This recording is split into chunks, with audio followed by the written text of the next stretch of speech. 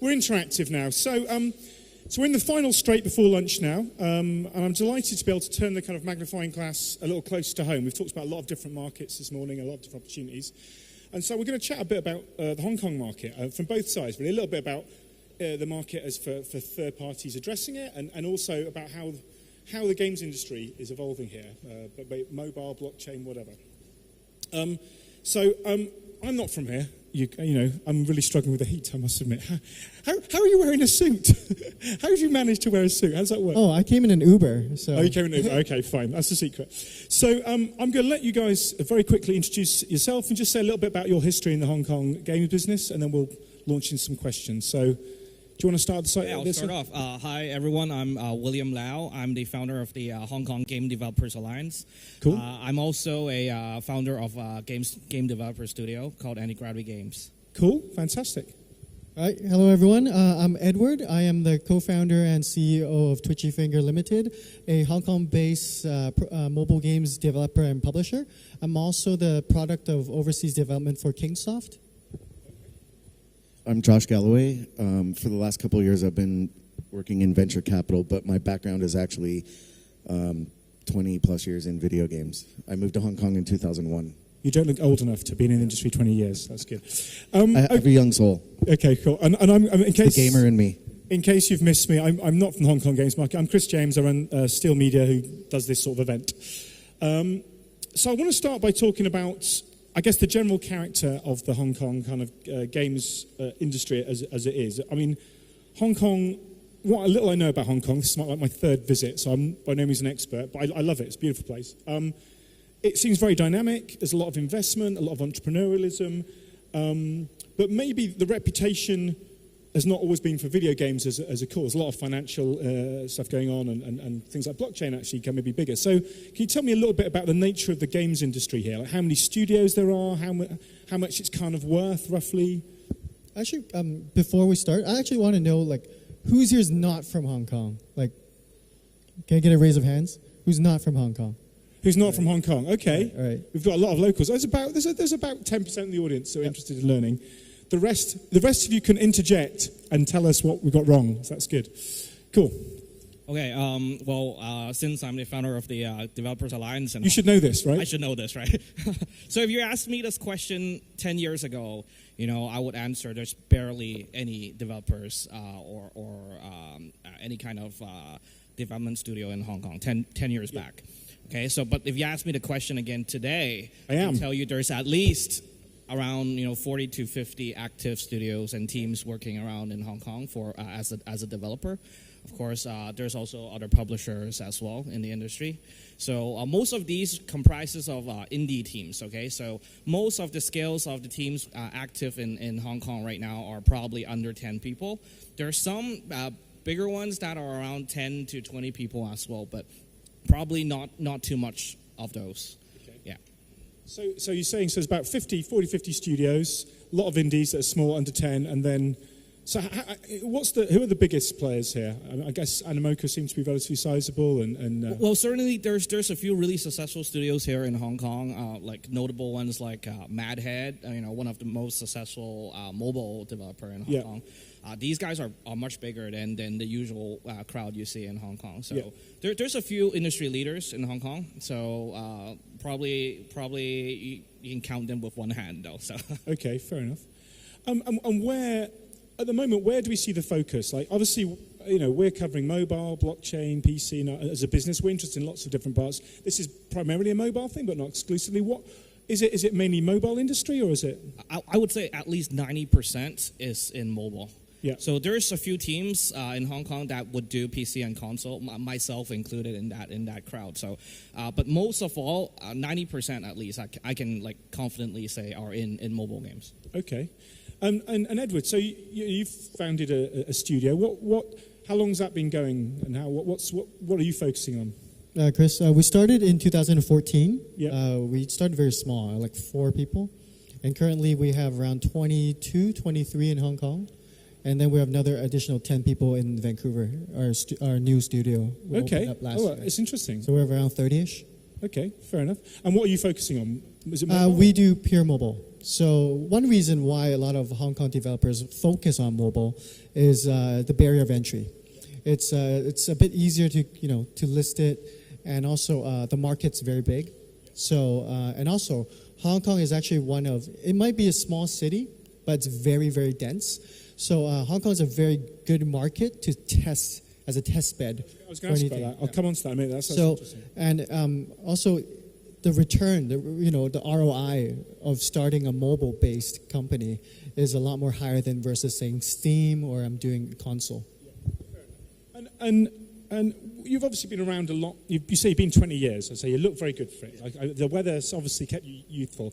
But how have you seen, Joshua? Have you seen the kind of the industry change in that time? Because we've said we've gone from not very much 10 years ago to 40 or 50 studios now. Does that echo your experience? Because you've been in the game space for quite a while. Yeah, actually, I came out we brought a game from Texas. Yeah. And then we had the license for all of Asia. 2001 was a big challenge. You could find it. There were a few companies, like Game One was here. There were a few other studios. There were a couple studios that were like incubated inside like a family office or trading company.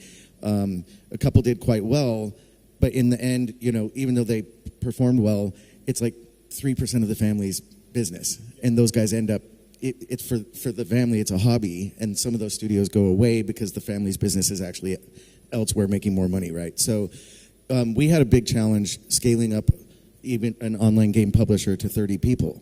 Our first QA tester was Jeff Linden. And I met him. We both know Jeff. I met him when he was 19 years old in a cyber cafe. Yeah. He's done well for himself, Jeff. Very well. I think he had good mentors. Yeah. We found him when we were playing Counter-Strike in a cyber cafe in Kowloon after work one day. And we're like, who's this kid that speaks English really well? Do you want a job as a QA tester? And then we trained him up as a QA tester and mentored him for a few years after that. And then we had a technologist who had a master's degree from Carnegie Mellon. His mom came to the office within the first month after hiring him because she wanted to know why she put her son through university in America to come and work for a video game company. And then she realized we were doing software development, not sitting around playing games all day, and it was okay. Yeah. But so yeah, it was very challenging back then. We spent a large amount of time and money building a billing system to manage prepaid card distribution and payment gateways. You can now license something better for less than 10% of the cost of what it cost us to develop. You can license from Korea and be switched on if you're starting something up very quickly. And we had to. The capital requirements for that company were $5-6 million, right? Mobile game studio of 4 or 5 people's far less, right? Yeah. So the barrier of entry's gone down a lot, and with Tencent and NetEase being what they are, I think it's a lot more acceptable these days. And they're not far away. Tencent, they're not very far over the border either. Yeah. So. And that's interesting. Why? It's great. It's fantastic that there's an explosion. So what do you see that continuing? Do you think there's going to be, if we're here next year, is there going to be like 70 studios, 100? Where do you see the future, the next step for this for the industry? Is there more people getting into it, or? I think so. I think the general thing about the Hong Kong game industry right now is that it's actually lagging behind a little bit. So if you look at the States or Europe, for example, they've been doing the games business for at least a bit earlier than Hong Kong. So Hong Kong has only been starting, to delve into the mobile games development in the last couple of years. So that's actually a bit slow, and there's more and more coming in now. So I think we're trying to catch up a little bit. So that's what we're seeing happening right now. So there's a lot of smaller studios popping up. There's university courses popping up, so more talent into the market. I think that's an important thing. I was going to ask that later on. So that I think when you see these kind of clusters, often the education is a big part of that. So you're seeing education support now taking it seriously. Yeah. In fact, a couple of years ago, there's only one university course in the City University of Hong Kong that supports the game industry. However, there's a couple more now. So several other universities are having courses on game design, game development. So I think that alone, a lot of new students going into this field, when they graduate, they're definitely going to, enhance the industry. and some of them are even going to start up their own teams. So that's what we're going to see in the next couple of years, I think. I mean, another thing I was going to ask about. So obviously, I was here. I was here at Delph yesterday, and we're here with Cyberport, which is kind of backed by the government here. And I was reading that they've made like $100 million investment into esports activities and other. Is the government quite supportive now then of video games as a whole, or is it like esports is the new thing? Or? Yeah, we work very closely with the government, so I can add a little bit here. It's really careful. Interesting. It's really interesting because game development and esports are actually two separate fields. Yeah, exactly. So the government categorizes them into different systems as well. So in fact, game development and game publishing is more into their design sector, whereas esports is more in their innovation and tech sector. So they're actually putting a lot more resources in esports versus game development and publishing. They see it like same with blockchain. They see it as a technology that can escalate rapidly. Okay. But if you are if I'm a foreign developer or someone looking to move, you've obviously moved your expat. What's the advantage? What is this a good place to come and set up a studio? I mean, you've done it. What's the advantage of coming here over other cities or other towns or other places? Well, it's a very dynamic city. Yeah. Right. It's a little bit China. It's very Western. Yeah. Having spent 18 years in Asia and basically done business in every major market. I lived in Malaysia for 4 years for another startup. Hong Kong's by far the easiest place to live in Asia, but it also very expensive, right? So I think the expense is hard for some people to handle. It's difficult to raise money, but I've seen a lot of studios spring up recently. You've got guys that have been living and working in China for 10 plus years that want to actually raise their families here. Yes. So they're coming back from other big companies, in some cases, I guess, kind of like Twitchy Finger. I've known them been visiting their studio since they were 4 people, I think. And now you're 20. And probably moved locations? Same location, we expanded our office. Yeah. He wasn't wearing a suit then. It's going well. Yeah. No, back then it was all t-shirts. Yeah. Okay, so and so as I say, it's a good place to live, right? So that's what you're saying. And certainly in this part of the world, it feels to me like I'm obviously not Chinese, but I come here. It feels like it's an accessible entry into Asia. And so I think I can, because I did start a studio from scratch in Hong Kong. So there are very key points that I think makes Hong Kong very attractive for a development studio. First off is just the law in general. The regulations are very transparent. It's very easy to open like a business registration here. The banking system is top-notch, world-class.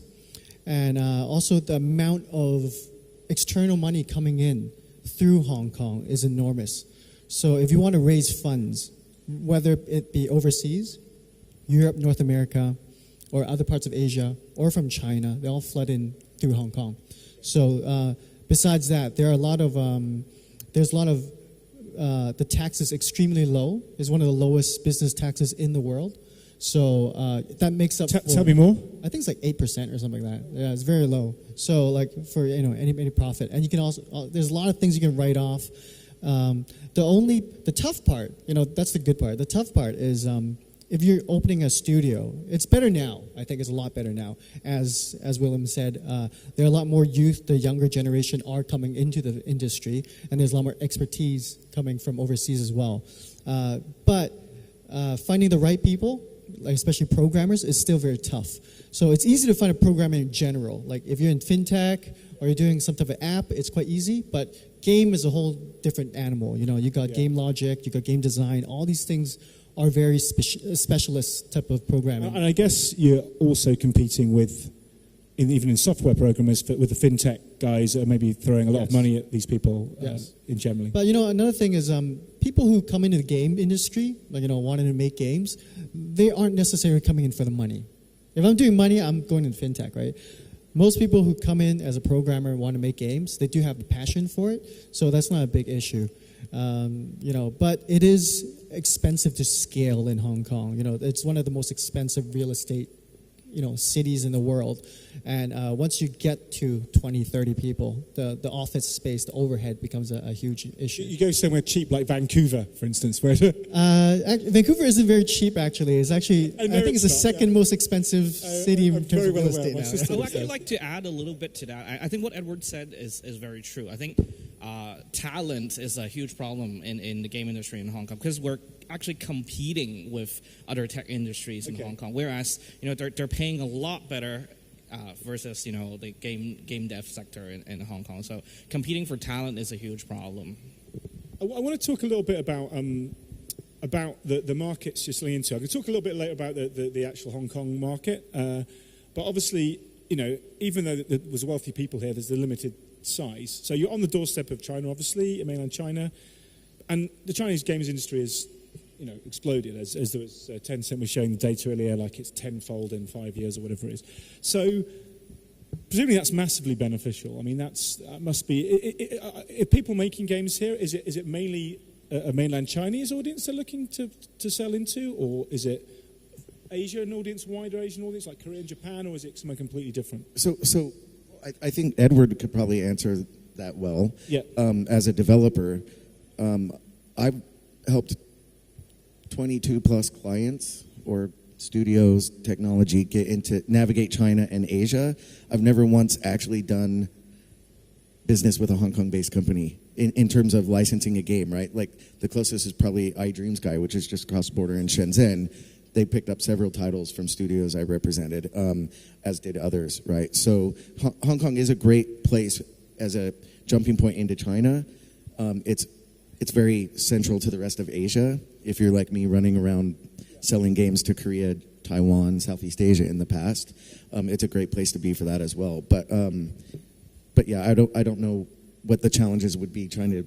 I mean, I've worked a little bit with Edward, and Howard to put some of their previous games in front of some Chinese publishers that I knew, and I don't know what success you've had since then. So.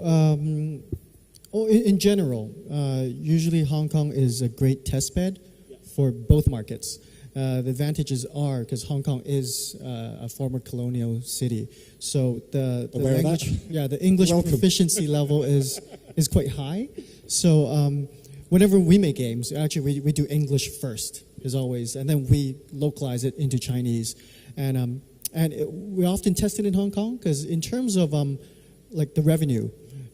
Hong Kong is actually within the top 10, I think, in terms of like spending in games. Okay. Yeah, so there's only 7 million people, but what sort of money are we talking about there? It's like around 200 mil annually for 2018. So it should reach over 220 That's mil. significant, 200 million. Yeah. Yeah, so it's a great place to test your game, because another thing is Hong Kong people are quite picky. They're high spending group, and the credit card penetration rate is very high. The mobile, like smartphone, penetration is over 80%. Broadband is like 85%. So like we all have like crazy fast internet here. So like everyone has access to mobile games. They're willing to spend, and it's a great place to test both the Chinese version and the English version because there's not people that do both languages. That's very interesting. Yes, it's a great place to build up metrics. Once you have the right metrics, then you can bring it into China, you can bring it to Taiwan, Japan, other places. But if you are a Hong Kong studio and you just want to do games for Hong Kong, it'd be very tough because it gets saturated quite quickly. And plus, Hong Kong people are used to playing games from a global, different types of developers. So building on, so I'm sorry for my ignorance, but do mainland Chinese studios use Hong Kong as a testbed market for their international games? Then is that often they will have offices here, branches here, and then they would do publishing they do some testing in Hong Kong or Singapore for early testing. Maybe for Australia, that's a great market before they jump into something like North America. So it's always a good launching point in Hong Kong, I think. We do a lot of the testing in Hong Kong as well, because if it makes money in Hong Kong, it can make money elsewhere too. Yeah. Okay. Yeah. Oh, that's really interesting. I'm skipping through things. So talking about the Hong Kong players, and you've said they're very picky, but they've got kind of money. Are there there's a mix of cultures, and you've got kind of Western and Asian influences. Are there particular genres that are succeeding here? I mean, are there particular things that work here that don't work anywhere else, or is there? What are those players looking to play? So if you take like a vertical slice of all the Asian markets, in China you had it's usually Chinese-based games like you've Tencent, got RPGs and stuff. Yeah. MMORPGs, SLGs, that type of game. And for Taiwan, it's also very like Japanese type of games. They play a lot of Japanese games.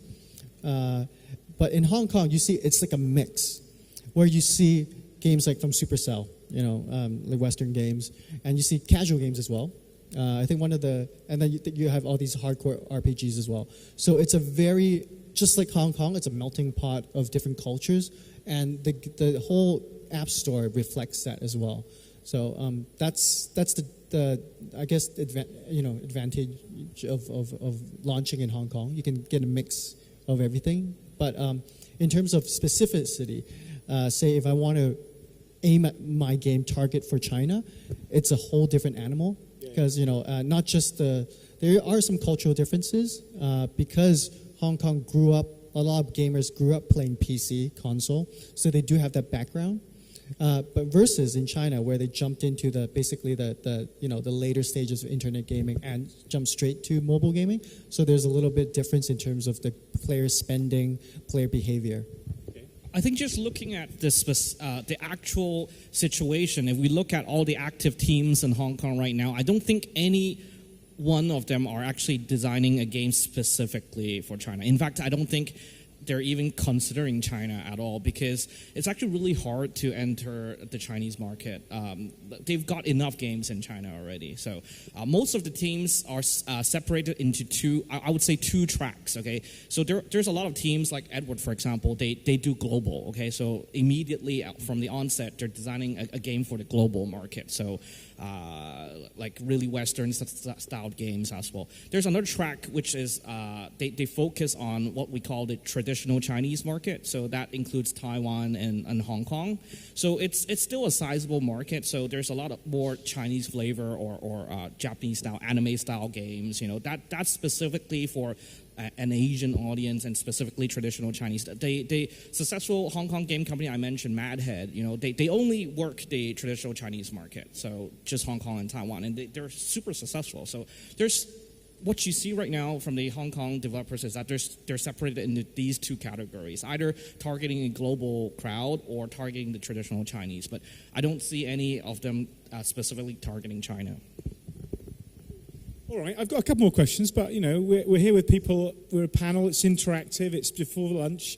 I can see the energy levels are super high. So, does anybody have any questions for our kind of panel to interject at this point? Anybody have any questions that they want to ask about the Hong Kong market, or statements they want to make about the Hong Kong market, or insight? Good hand up. Good hand in the air. Martin, can you do me a favour? Pass the mic down. I'm terribly sorry, sir, but there's only one of me. I can't be on the stage and down there. The gentleman there.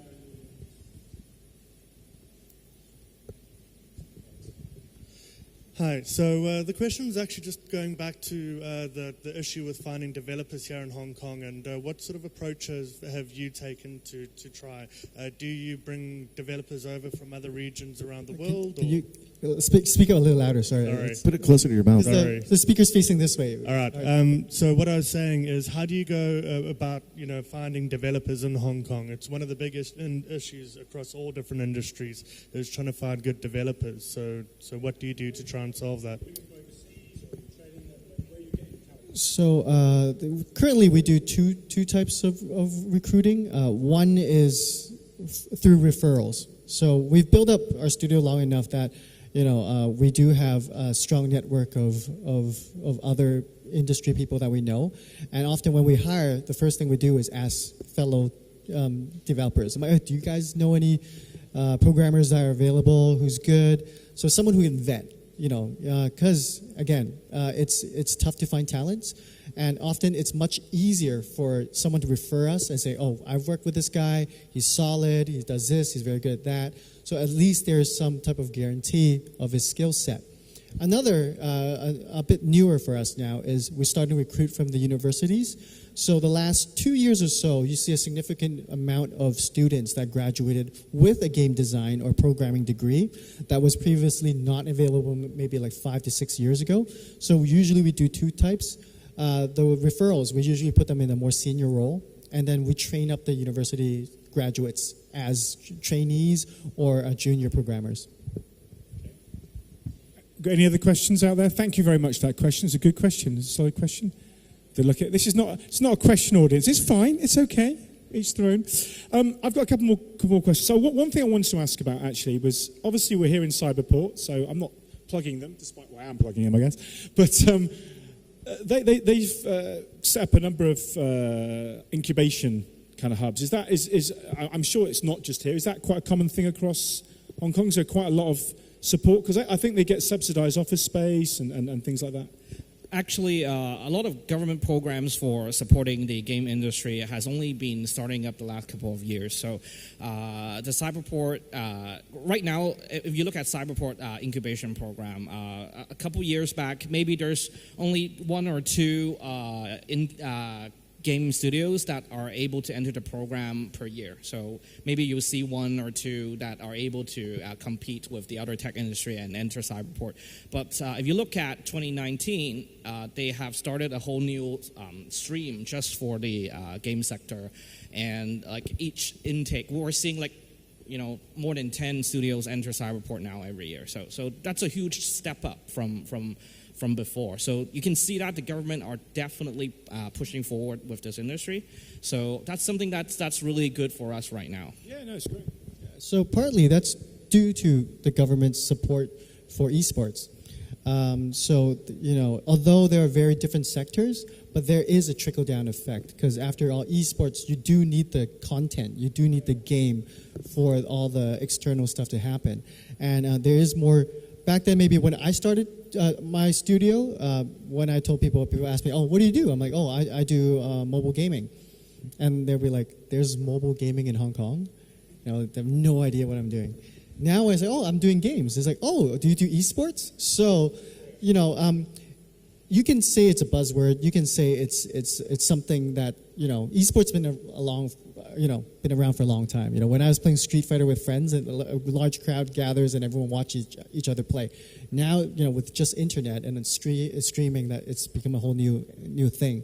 But you do see more people taking more interest in this sector, and we do live in Asia, and Hong Kong, although it is quite forward-thinking, but as Asians, they're still quite conservative, especially in terms of parenting. So when their kids tell you, "Oh, I'm going to grow up and I'm going to make games," if I said that when I was young, my mom would probably beat the crap out of me. So, but right now, parents are starting to understand that, okay, I played some games, or I know there's such an industry, I think and it makes a lot of money. That's generally international. There's parents that are gamers now that see that as an acceptable thing. And gaming won't go away. My grandparents did not watch any movies. Back then it's war, right? It's like after post-World War II, they don't watch movies. They don't know what it is. They don't watch movies now. My parents would go to cinema. They watch movies. They grew up with it. They watch movie now. They watch movie when they're old. I played games when I was a little kid. I'll play it now, and I'll play it when I'm old. So the industry will always be there. And then we're just seeing the transformation from games for kids to now gaming for adults. And in the future, it'll be games for seniors. So the market is there, and it's growing, and it's great. Hong Kong, along with the government and Cyberport, is pushing forward with this initiative to make this industry a sustainable industry. Do you have anything to add? I've got two questions. If you don't, it's fine. Over the last 18 years, I have so many stories, but so the first year I was here, I actually worked at Hong Kong Poly U, working with students who were interested in games. There was no game programs, it was just on the side, and it was while we were fundraising to launch our company in 2002. In 2003, I chaperoned a 17-year-old Counter-Strike player to Korea for the World Cyber Games. Yeah, because his parents refused to take him.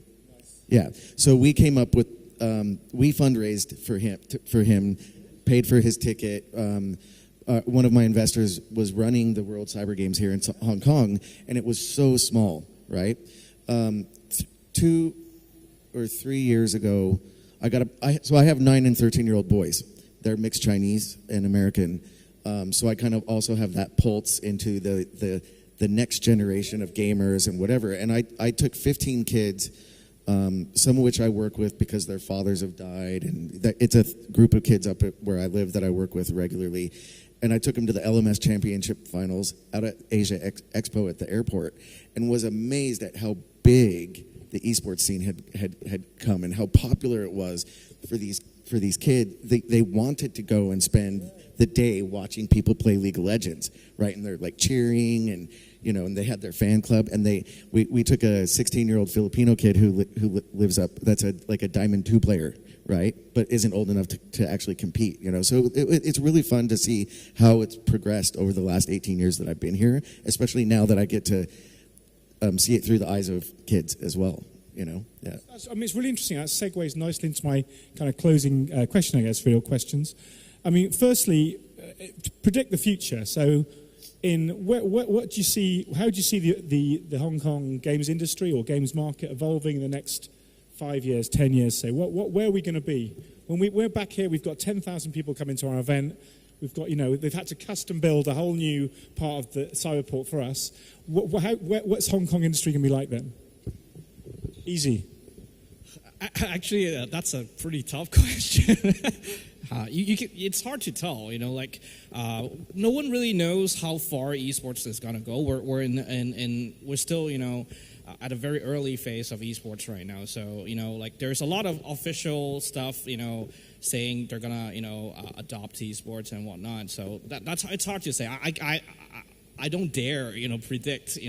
But for game, putting aside esports scene for just the Hong Kong games industry, how do you see it develop? Is it going to double in size in 5 years? Is it because you're seeing a trajectory? Mm-hmm. I mean, it can change, obviously, but do you see it accelerating, or it's going to flatten? Or? Yeah, definitely. So if we're talking about solely about game development in general, I definitely think there's going to be a lot more teams. That's what we're seeing already in the past couple of years. And there's more and more talent pouring in right now because of the new educational courses and stuff. So we're definitely going to see a lot more talent entering this crowd. And, they're going to be more and more successful titles coming out, so it's definitely going to be a vibrant scene in the future.